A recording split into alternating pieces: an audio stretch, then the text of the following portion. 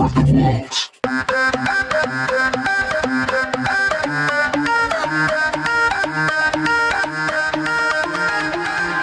The War of the Worlds. Hello, darlings. It's Nanny again. You all right? Well, let me have a look. It's Tuesday, the 12th of May, and the sun's shining, and the blue sky. I've seen some bluebirds on my windowsill, and I'm now going to talk about War of the Worlds with you. Well, it's nearly the end of the book now, but one of my very favourite books. I mean, not as good as some of the ones. I like Dickens personally, he was a good old Londoner, come from Camden Town, old Dickie. But, H.G. Wells, he was from Kent, wasn't he? So not so far away from my hometown. So this chapter's called Chapter 9. 9. See, I told you it was called Chapter 9. Wreckage. Oh, well, I suppose we ought to talk about Wreckage then, really, shouldn't we? So, Wreckage is it's quite a bold title for a chapter, isn't it? Quite a bold title indeed. Sort of conjures up images of distraction and chaos, And, well, it's sort of the aftermath, isn't it, of the war with the Martians. It's the aftermath, it's the chaos, it's the chaos afterwards, after the war. So it's sort of a kind of a resolution, a conclusion, I suppose you might say. And in a novel of any kind, you always get an exposition at the start, sort of building up the sets, the setting and the characters and the plot, And then you get the climax and the crisis towards the middle. Well, we found that, didn't we? No danger about that. And then towards the end of the book, usually the last chapter really, and this really, for all intents and purposes, is the last chapter, you get a sort of resolution, don't you? You get a kind of what's sometimes called a denouement, if you want to say it in French, a denouement. And it just means a sort of a reveal of the end. It all ties the ends up nicely. And that's what we got here in Wreckage. It's sort of, what's left over and starting to rebuild a new world. So that's what this is. It's reality, but it's also hope, because out of the wreckage can come some wonderful things, like a phoenix rising out of the ashes. And now comes the strangest thing in my story. Yet perhaps it is not altogether strange. I remember clearly and coldly and vividly all that I did that day until the time that I stood weeping and praising God upon the summit of Primrose Hill. And then I forget. Well, we've got more references to God here, praising God upon the summit of Primrose Hill. Sounds like something from the Bible, doesn't it? Well, that's what we got here. He's turning back to God, he's turning back to faith, just when we thought that religion was gone and God was dead. Oh no, God's back again, and he's very, very grateful for what God's done and God's mercy, and he's even the littlest little bacteria creatures have destroyed the naughty Martians and sent them packing, you see. So it's about what God has intervened. This is beyond humans. This is beyond man's power. This is down to God. This is God's way. Of the next 3 days, I know nothing. I have learned since that, so far as my being the first discoverer of the Martian overthrow, several such wanderers as myself had already discovered this upon the previous night. Now, a little bit about structure here. He mentions, I've learnt since. So using that past tense, I have learnt since. Now that reminds the reader that this has been written from a future point, looking back to the events as they happened. So it's just a reminder that this has already happened. It's not in the present tense, it's looking back retrospectively, and that's a structural point, retrospective narrative, and it's just makes it seem more real, really more authentic and more credible because it's already happened. So that's that. One man, the first, had gone to St. Martin's le Grand and, while I, sheltered in the cabman's hut, had contrived to telegraph to Paris. Thence, the joyful news had flashed all over the world. 1,000 cities, chilled by ghastly apprehensions, suddenly flashed into frantic illuminations. They knew of it in Dublin, Edinburgh, Manchester, Birmingham, at the time when I stood upon the verge of the pit. Oh, yes, look at all those proper nouns. Dublin, Edinburgh, Manchester, Birmingham. What a lovely asyndetic list of proper nouns. Now, there's a nice little combo of language and structure working in perfect harmony. That's perfect harmony. Already men, weeping with joy, as I have heard, shouting and staying their work to shake hands and shout, were making up trains, even as near as Crewe, to descend upon London. The church bells that had ceased a fortnight since suddenly caught the news, until all England was bell-ringing.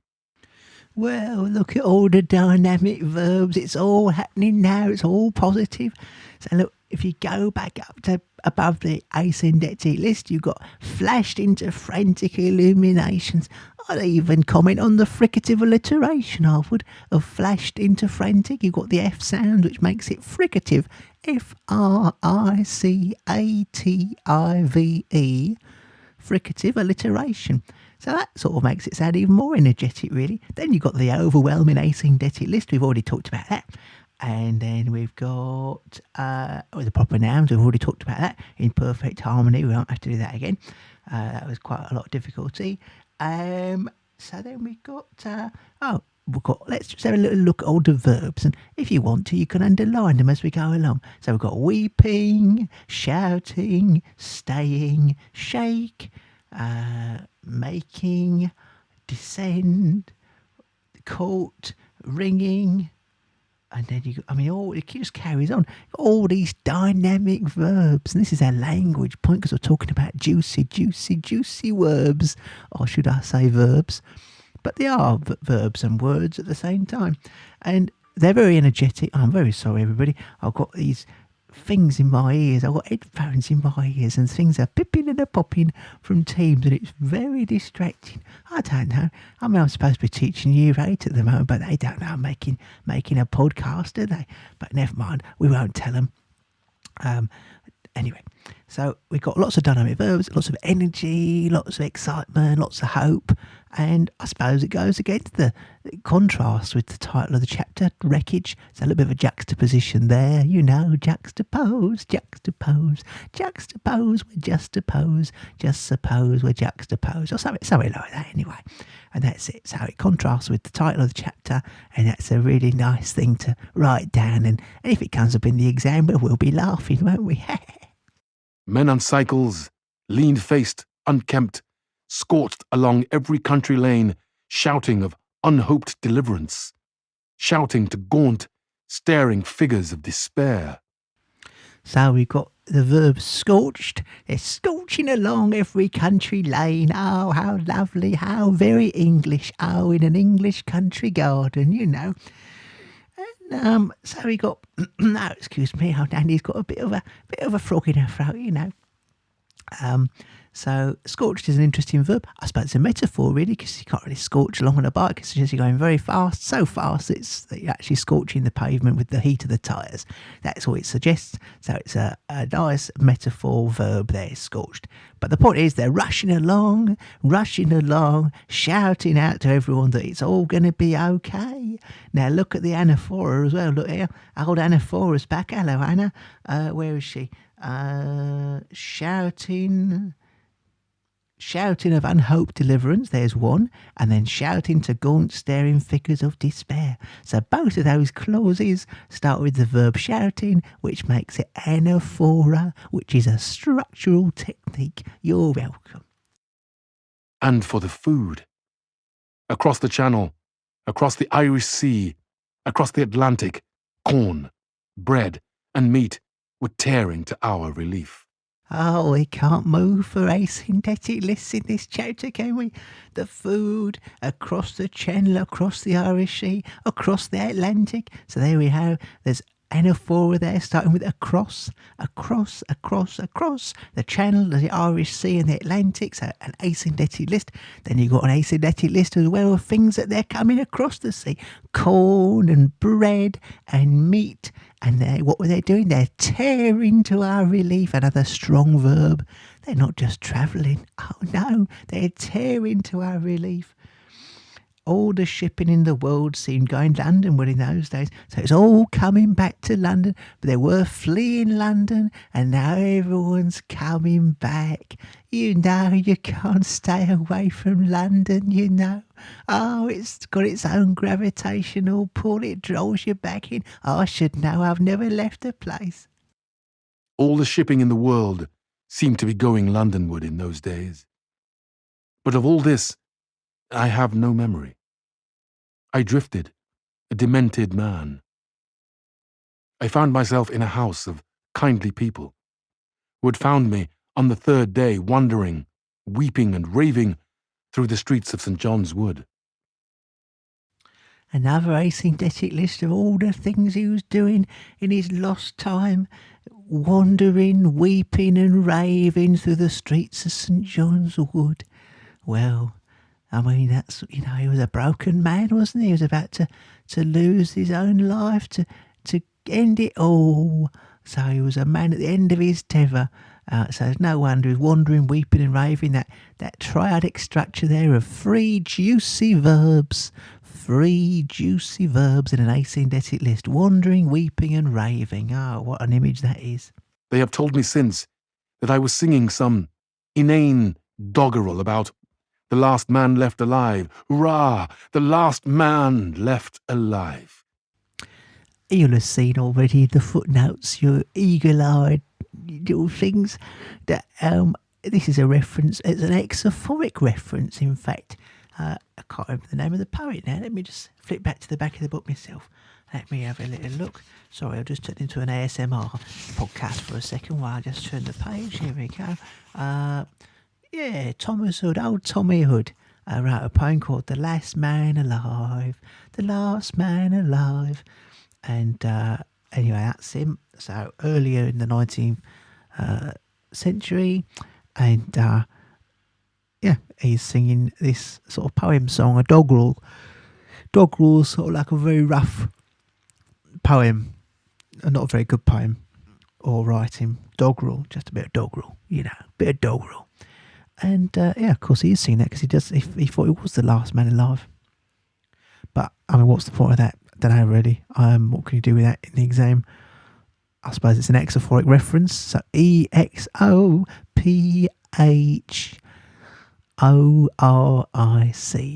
Exo meaning outside, phoric meaning phoric. That's right. Troubled as they were with their own affairs, these people, whose name, much as I would like to express my gratitude to them, I may not even give here, nevertheless cumbered themselves with me, sheltered me, and protected me from myself. Apparently, they had learnt something of my story from me during the days of my lapse.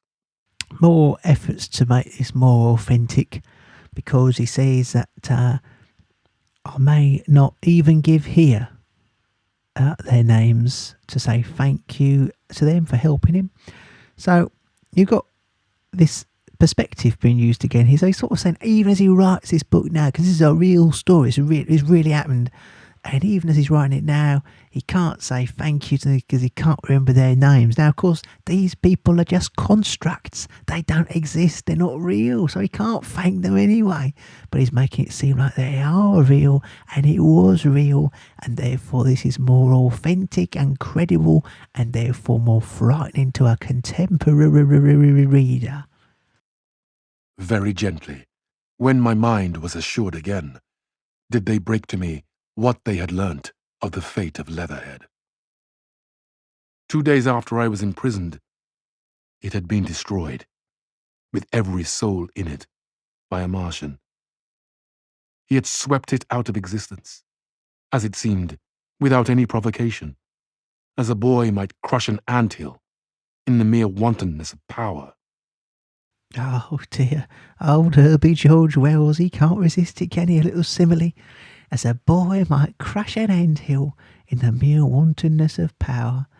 So always relating us back to little creatures, little good, lovely little creatures, ants, bees, wasps, microscopic infusoria bacteria, all the rest of it. And here we've been compared to ants many times in the book, and just for one last time, might not be the last time, it might be another one, I can't remember. Here we have it again.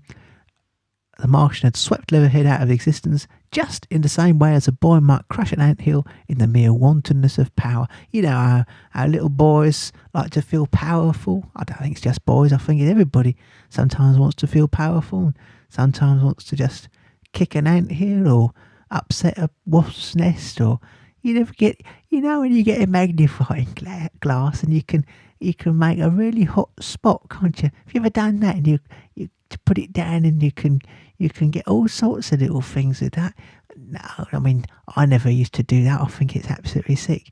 But I bet one or two of you used to do that, didn't you, with a magnifying glass? You used to burn the little ants till they popped, and they cooked their little brains and pop like that under the magnifying glass. I mean, I think it's disgusting, but, I'm sure it happens. Mind you, you've got iPads these days, ain't you? You don't need to be messing about with magnifying glass in the back garden, do you? You got an iPad, hey? You got an iPod. I was a lonely man, and they were very kind to me. I was a lonely man and a sad one, and they bore with me. Oh, lovely, lovely rhetoric here. And when I say rhetoric, it's like the same spelling as rhetorical question, but rhetoric only just means sort of vocal dexterity, really, sort of like elegant structural language. So rhetoric, RHETORIC, rhetoric. And there's a couple of things happening here. I was a lonely man and they were kind to me. Very kind to me. I was a lonely man and a sad one and they bore with me. So we've got anaphora, because it starts off with the same phrase. I was a lonely man. I was a lonely man. Now, if you want to, you can call it syntactic parallelism. Or anaphora, same thing really. Anaphora just means repeating back to something earlier. Syntactic parallelism means starts in the same way. So they both do the same thing really. Take your pick. Syntactic parallelism or anaphora. I quite like syntactic parallelism, but to be honest, if I was writing an essay in an exam, I'd mix it up. I'd try and get the word anaphora in there, and in a different point, I'd try and get the word phrase syntactic parallelism. I'd try and show off a little bit, you know what I mean? If I was looking to get a grade 9 or, an A star back in the olden days, I'd be looking to try and use a bigger range of techniques, try and wow the examiner, try and blow their little socks off. That's one thing we can say. The other thing I'd like you to say is that there's epistrophe at the end, isn't there? Because it ends with very kind to me and they bore with me. So it ends with the word me, which is epistrophe. EPISTROPHE. Epistrophe. That's that one.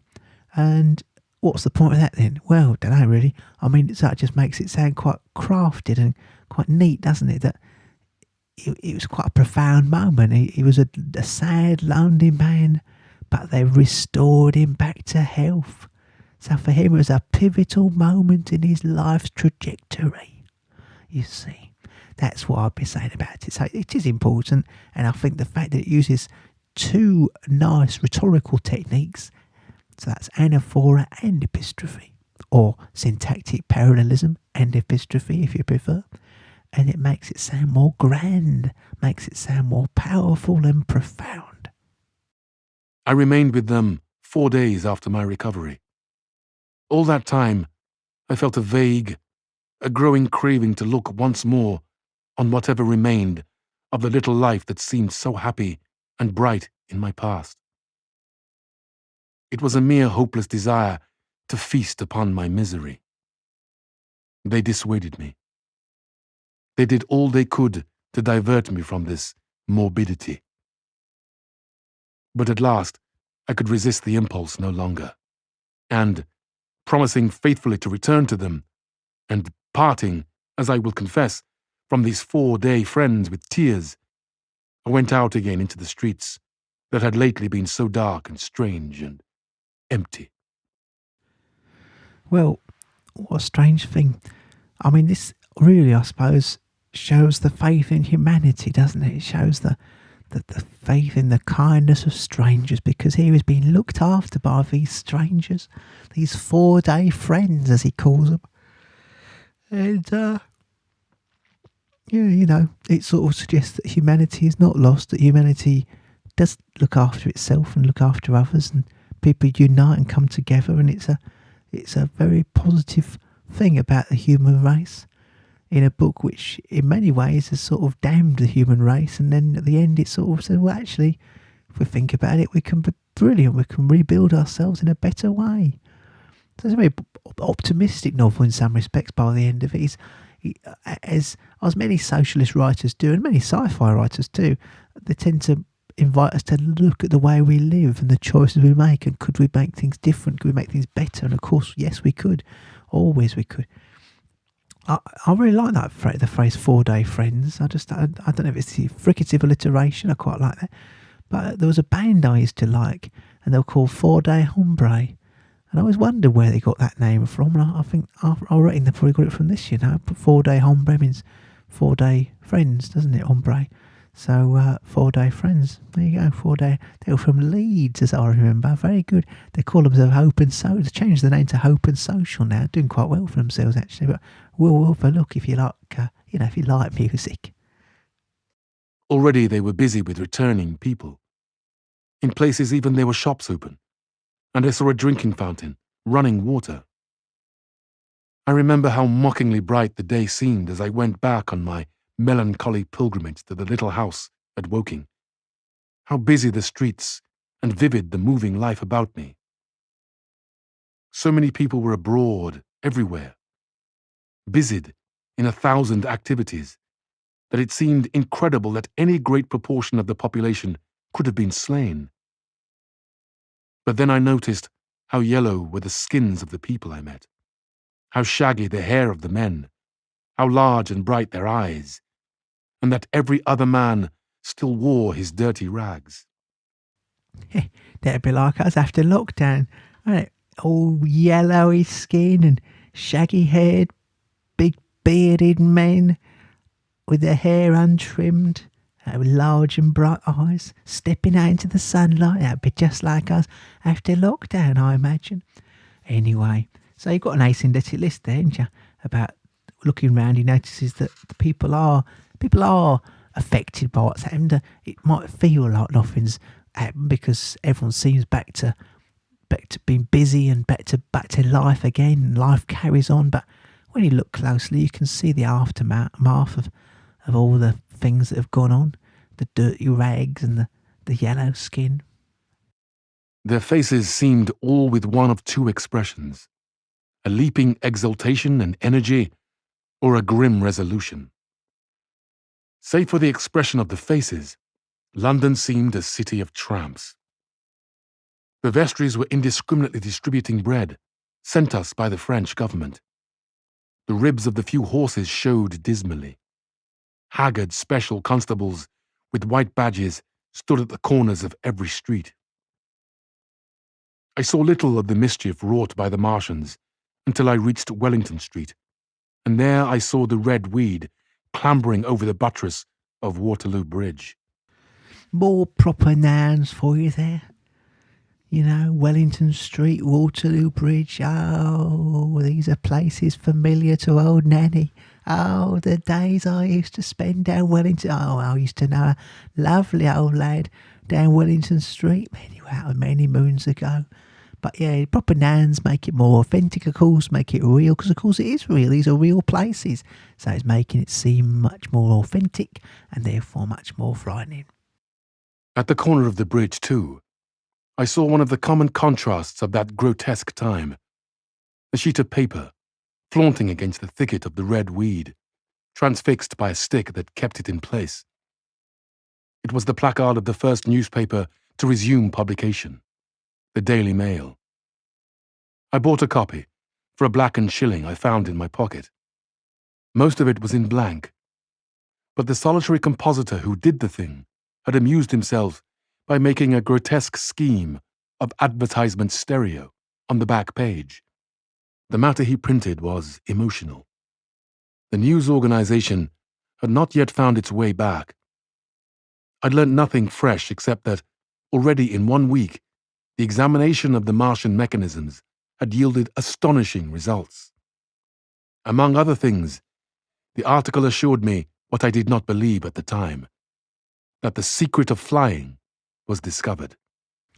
Well, talk about topical for a contemporary reader, because, of course, when did the Wright brothers discover powered flight? Can you remember? I know it's before you were born, but, it's even before our nanny was born, actually, but not too far beyond. But, 1903 it was. That's when the Wright brothers, Orville Wright and, what's he called? What's his brother called? Can't remember now. Orville Wright and something else. And, in fact, that's why the emu ostrich thing was called Orville, because it couldn't fly. But anyway, Orville Wright did fly. He was one of the 2 Americans who first flew a powered flight. So only 4 or 5 years after this book was published, they discovered powered flight. But in the meantime, they didn't discover it overnight. It took years and years of trying and prototypes, experiments, throwing themselves off cliffs with gliders and great big wings strapped to their arms. Oh my word, you can imagine. So H.G. Wells taps into this desire, this scientific desire to invent flight, powered flight, and he makes it very topical for a contemporary reader, because of course everybody at the time would be aware that they're trying to invent powered flight. And here he is, he gives people the fact that the Martians have done it. They've got a flying machine. So he's adding to that again. We mentioned the zeitgeist. I think it was Greg mentioned it last chapter. I can't even speak. Last chapter, he mentioned the zeitgeist. It means things that are in the sort of consciousness at the time, and certainly powered flight was in the zeitgeist at the time, and you could make a note of that. I'll spell it again for you. I'll spell it properly for you. ZEITGEIST,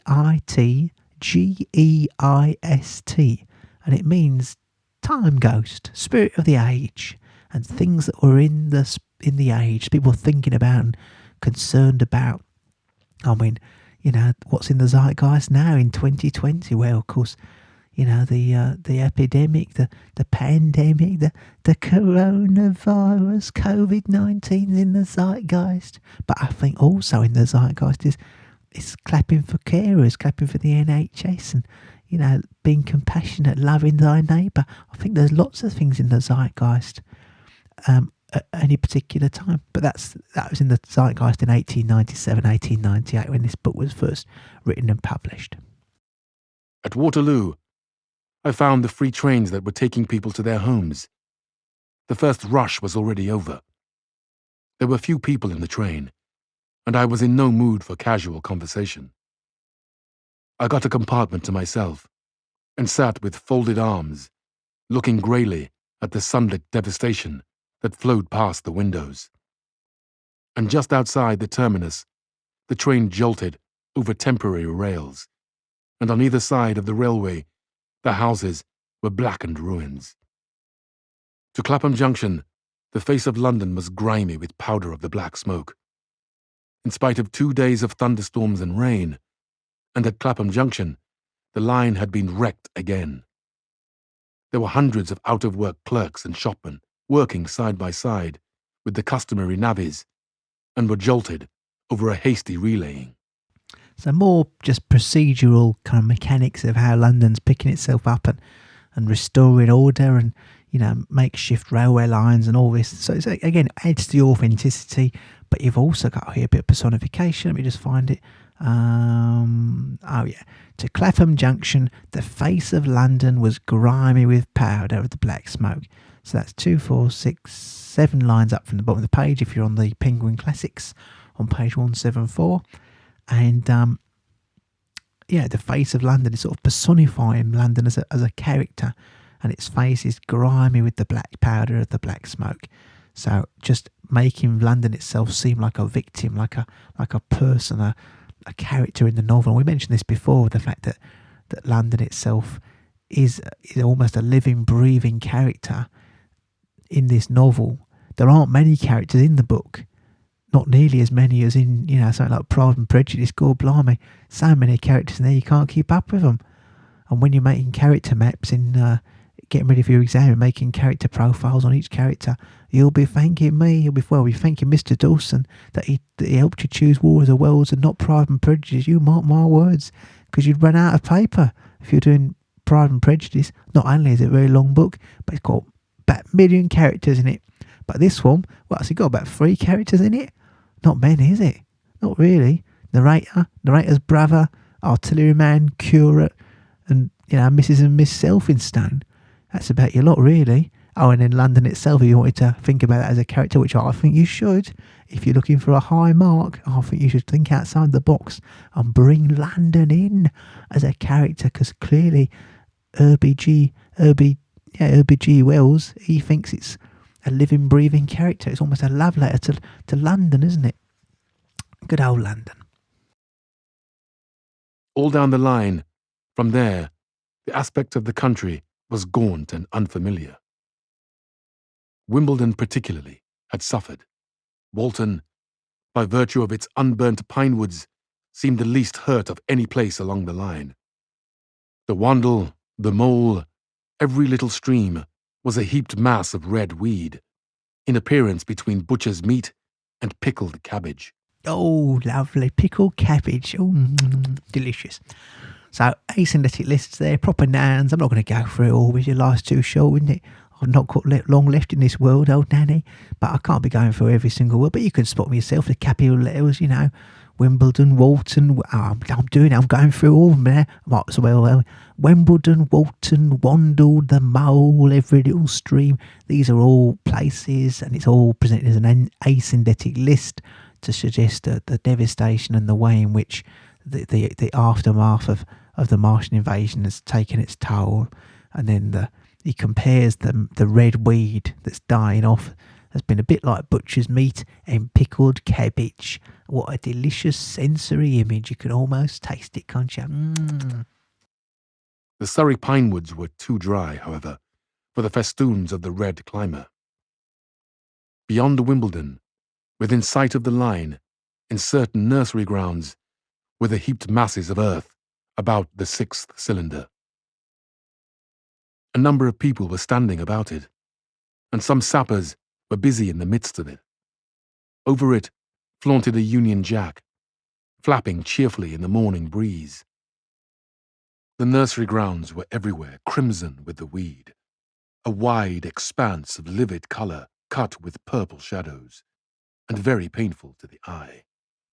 One's gaze went with infinite relief from the scorched greys and sullen reds of the foreground to the blue-green softness of the eastward hills. Lots of colour imagery here. Look at all the beautiful colours. A bluey-green softness of the eastward hills.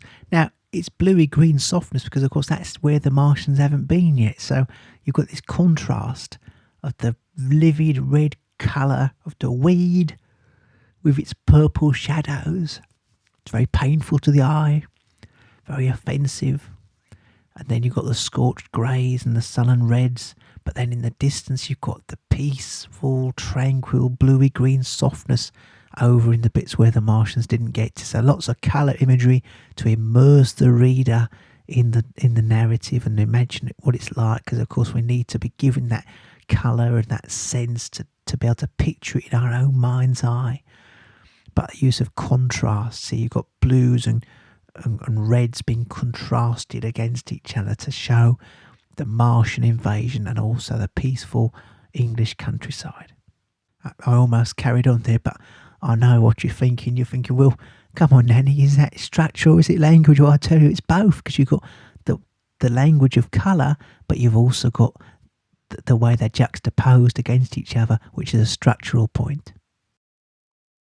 The line on the London side of Woking Station was still undergoing repair, so I descended at Byfleet Station and took the road to Maybury, past the place where I and the artilleryman had talked to the hussars, and on the spot where the Martian had appeared to me in the thunderstorm.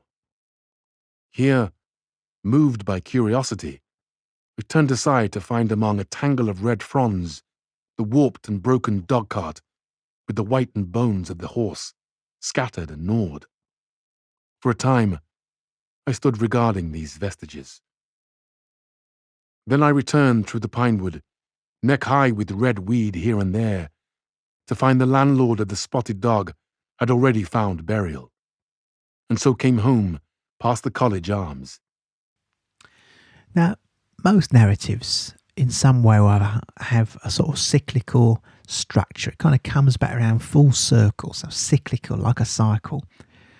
And that happens here, doesn't it? Because here he is back on Maybury Road, he's back in Woking, and if you've got the map, and if you've had a chance to look on Teams, if you had a chance to look in the article section, there are little articles on the different chapters in the book, and whereabouts in Woking they actually are. Some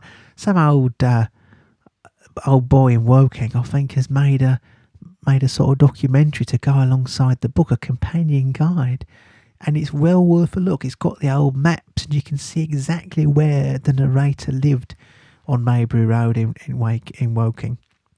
So there he is, past the old the College Arms, the Spotted Dog. I mean, some of these are real places. They're not real pubs that are no longer there, but they're real places and worth a look.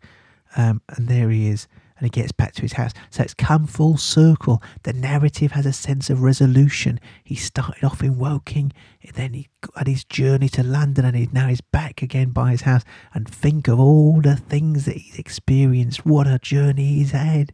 So it gives a sense of completion and a sense of sort of meaning to the narrative, I think. And of course, we're waiting to find if he finds his wife from Leatherhead and his cousins, and we're going to find that out very soon. A man standing at an opened cottage door greeted me by name as I passed. I looked at my house with a quick flash of hope that faded immediately. The door had been forced. It was unfastened and was opening slowly as I approached. It slammed again.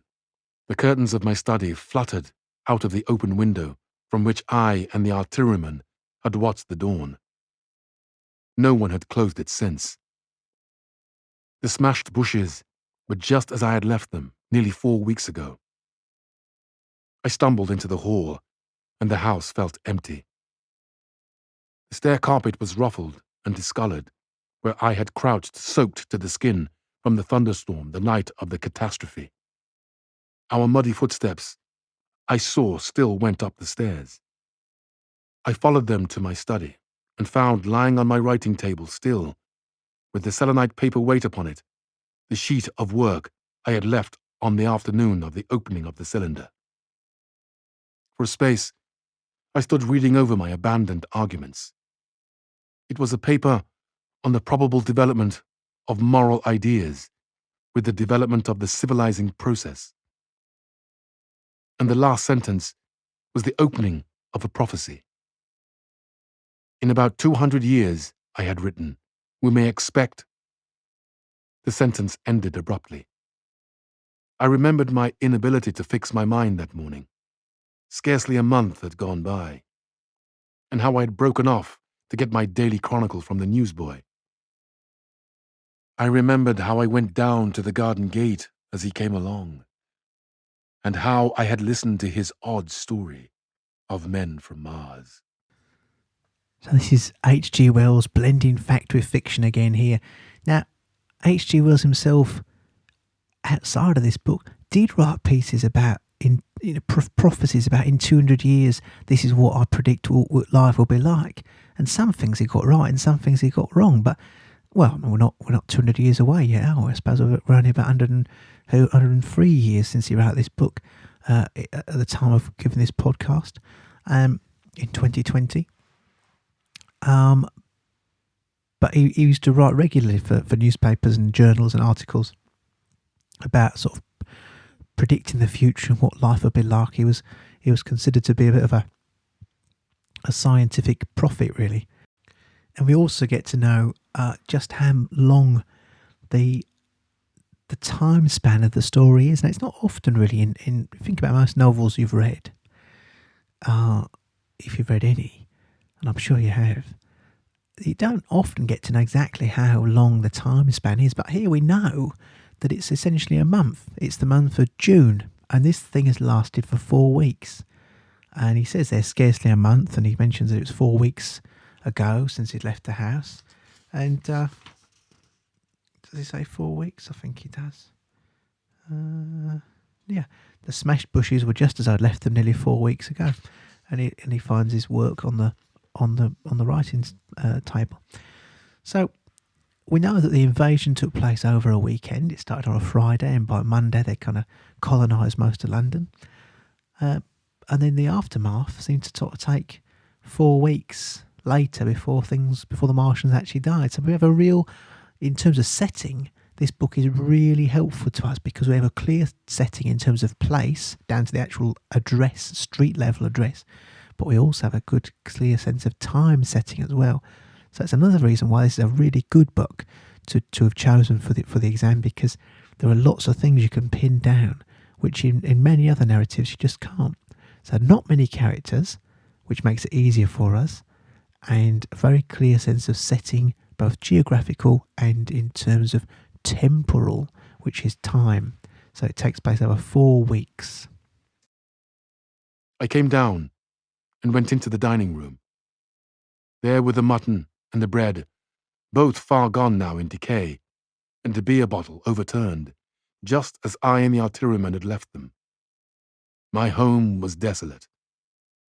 I perceived the folly of the faint hope I had cherished so long. And then a strange thing occurred. "It is no use," said a voice. "The house is deserted. No one has been here these past 10 days. Do not stay here to torment yourself. No one escaped but you." I was startled. Had I spoken my thoughts aloud? I turned, and the French window was open behind me. I made a step to it, and stood looking out. And there, amazed and afraid, even as I stood amazed and afraid, were my cousin and my wife. My wife, white and tearless. She gave a faint cry. "I came," she said. "I knew. She put her hand to her throat, swayed.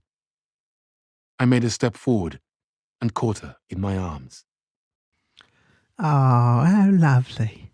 How lovely. Reunited, man and wife back together. Oh, it's a beautiful end to a book. And of course, you know, it's been a very scientific book in many respects, but there has been that love interest. And it's a bit thin because we don't really get to know much about their relationship, but you know, he does think about her throughout the book, and now, thank goodness, she's alive, his cousin's alive, and there we are, reunited back at their house again. So I mentioned before about the cyclical structure of the narrative, and that is a structural point.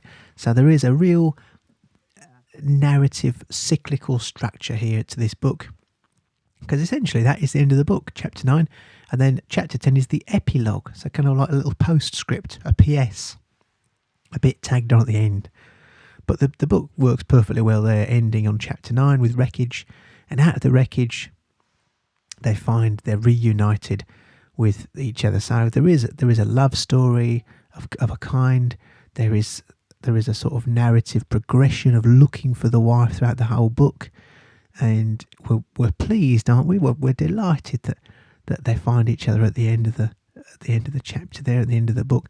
So this is very much, if this comes up in the exam, this is very much towards the end of the book, and therefore you'll be wanting to talk about the fact that this is climactic. This is that there are resolutions and there are conclusions here, and it's very different from the start of the book where it's exposition, where things have been established. The middle of the book is where you tend to find crises and climaxes and more tension, and here it's like a big sigh of relief. Oh, thank goodness it's been resolved, and that we're sort of left with a bit of an overarching message. And that's it for chapter. Oh, bless me, dear me. Oh, I can't be doing that very often. I was sneezing on the old podcast. I'll do myself a mischief. Sorry about that.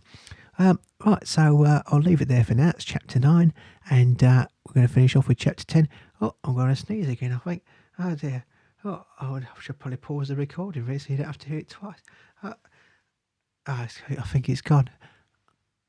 I think it's gone. Oh, I'll see you again in chapter 10 if I do the next one. Bye for now. Bye.